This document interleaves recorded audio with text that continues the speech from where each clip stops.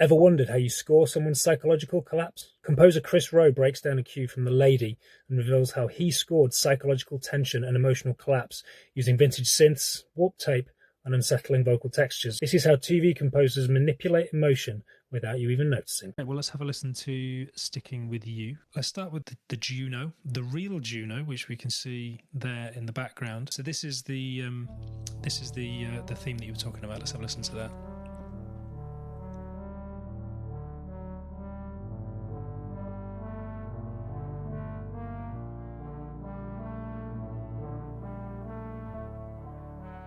Nice. So that gives us a sort of recurring motif, I suppose. I liked how it's kind of floaty. Also, the pitch kind of wavers slightly. And I think I put it through a guitar pedal that I have as well, Shallow Water Fairfield Circuitry pedal, which kind of produces this like slightly tape, unpredictable wobble as well. Which sort of, because there's quite a lot of tape wobble in there. Is that the Fairfield? It's that. I think it's that. Or I've also got a UHEL sort of tape machine. Yeah, most of this is the Fairfield, just for practicality, really, with working quick and stuff. But this cue happens after Jane meets her boyfriend, who she ends up killing. So it's the first time they meet, and it's sort of like that first chord. It sets that synth part into motion. It sort of sounds quite innocent on the surface, but then coupled with the strings that come in, yeah, it's that idea of like fate that she can't escape, and these two, lovers are bound together, and it's an important moment in the show for sure. And that synth part is important for that. So you mentioned the strings. We've got there's two different layers going on. There's the kind of more harmonic bowed ensemble sound, I suppose, and then you've got the sort of slightly more, aleatoric, or the different bowing techniques. What's going on with those? There's a kind of shimmering or textural strings part, which I used quite a lot, where Jane is sort of taking a risk. Mia, who plays her, has these amazing like little micro expressions that go across her face when she's sort of testing the boundaries.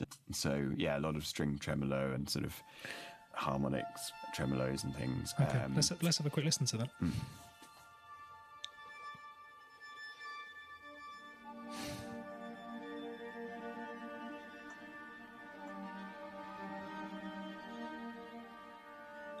Nice.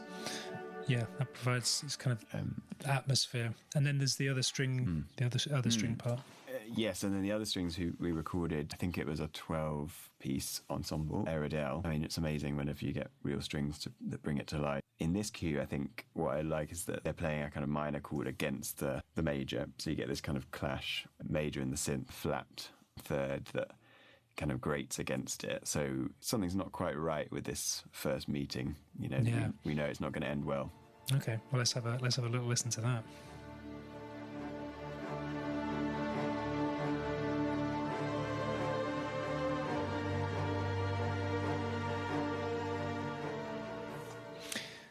Yeah, nice. You get it quite a lot in the sort of horror trope, don't you? This sort of major minor dissonance fighting each other. It just makes the listener feel a little bit uncomfortable. And vocals, because there's quite a lot of vocals in the score as well, from collaborator, let me get this right, Niamh Ní Mheara. We've got two different vocal lines there. One sort of, I suppose, a lead vocal, if you will, and then the other is sort of more rhythmical, but you've also distorted or changed the voices quite a bit.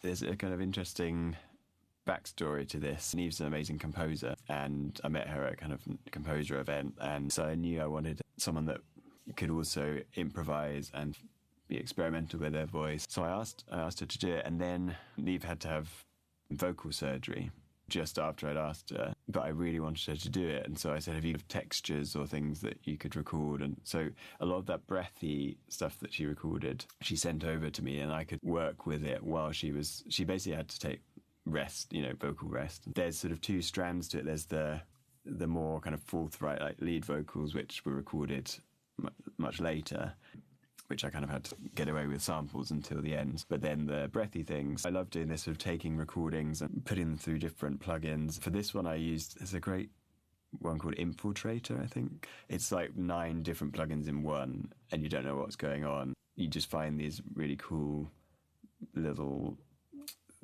you follow your nose with it, don't you? Oh, that's really cool. And then you kind of sample that, and there was a kind of glitchy rhythmic part, which comes in as well. So it's got both the breathy rhythm as well as the process thing. Yeah. The guys that name these plugins must have a whale of a time, mustn't they? Like Infiltrator. Let's call it the Decapitator. All right. Basically, all of these plugins are sort of alluding to killing or hurting someone. Well, let's have a listen to that vocal line now. It sounds great.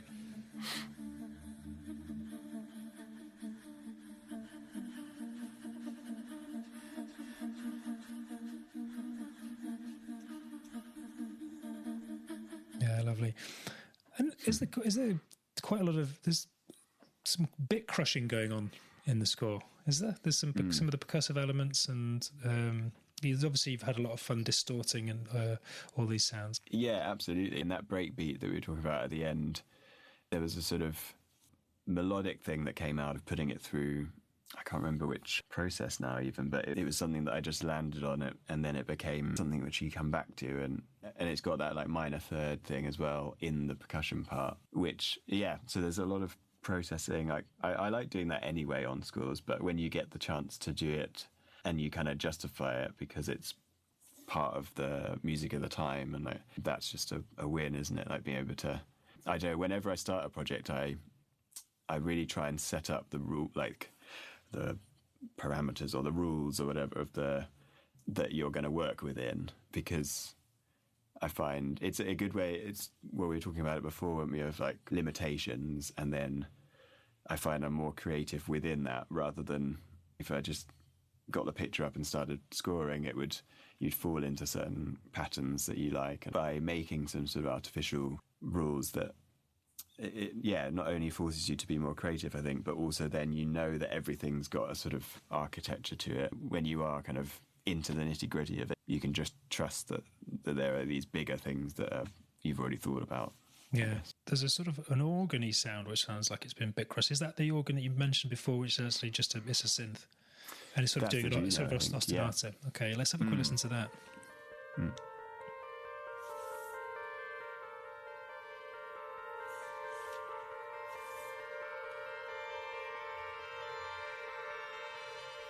Nice. And then it's probably worth, I think, having just listen to the percussive thing as well, because it sounds like there's a bit of there's the minor third, the percussive thing going with the minor third in that as well. Yes, yeah. Let's have a listen to that.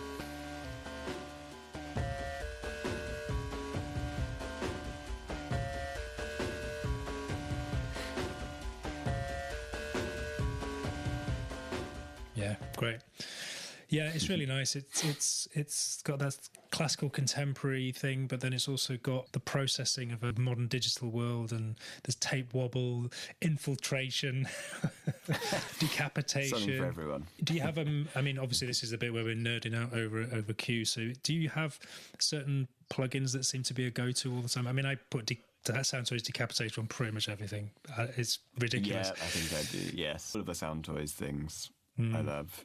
The Little Altar Boy, yes, also used quite a lot. Sounds quite strange, doesn't it? Have you used that on Niamh's voice? Yes, I'm sure I did. And because of the process as well, I pitched what she was doing quite a lot as a sort of demo, and to get sort of legato would like use sound shifter to sort of and some of that ended up staying in, you know. So yeah, Little Altar Boy, it's not a very clean pitch shifter, but that's why it's good, I think. And I like how you can kind of mix it in as well and have just like half of it up an octave or something. But the wave sound shifter, I mean, it's one that I wouldn't be able to live without. I'm sure there's better ones and sort of less glitchy ones, but I seem to put that on.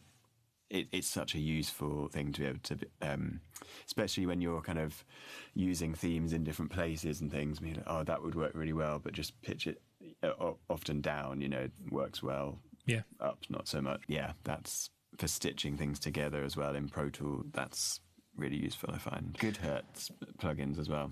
Good Hertz. Oh, I don't know Good Hertz. There's a great one called Mega Verb, again, which is like both. Ollie, who mixes, we share Logic projects, so he knows full well that I use that on everything, and particularly on Trigger Point, because it's not only reverb, but it's distortion as well, so it's sort of like, okay, yeah, nice. Two for the price of one. And we'll just, shout out as well to, is it Ollie Shelton? Ollie Shelton. Ollie Shelton, Yeah, because I think, you know, the mix is really nice as well. And I think quite often the mix engineers are unsung heroes in music because they're the guys that place everything in the sonic space. Thanks for letting us deep dive into the cube, the anatomy of sticking with you.